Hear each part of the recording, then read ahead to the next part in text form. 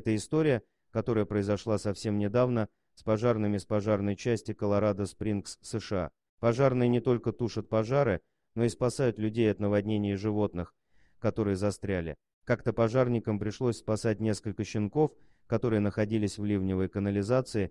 Когда они вытащили этих крошечных животных, они поняли, что это вовсе не щенки. Само собой, работа пожарных очень опасная и требует определенной сноровки. Они рискуют своей жизнью, чтобы защитить своих граждан и помочь предотвратить разрушения, хотя многие говорят, что это просто их работа. Их работа по праву считается непредсказуемой. Они действительно никогда не знают, что их ждет на очередном вызове. Так случилось в этот раз. Пожарным было поручено спасти щенков от ливня. Ничего страшного и необычного на первый взгляд, но это было необычным спасением. Когда пожарные прибыли, они тщательно осмотрели место происшествия. Бедные щенки упали в ливневую канаву и сбились в кучку на дне. Яма была довольно мелкой, и при падении они не получили травм.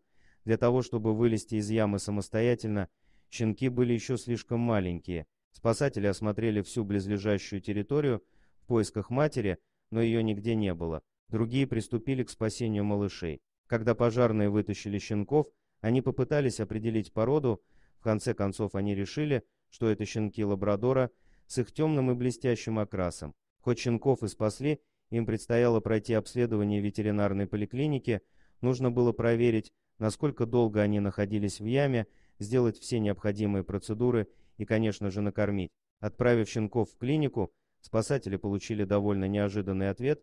Когда ветеринары внимательно смотрели щенков, они заметили, что эти животные не только не были щенками лабрадора, но и вовсе не были собаками. К большому удивлению пожарных, так называемые щенята оказались на самом деле лисятами. В этот период животные часто приносят потомство, а тем более в горных районах живет очень много лис. Врачам и пожарным пришлось вернуть лисят обратно, чтобы их нашла мать.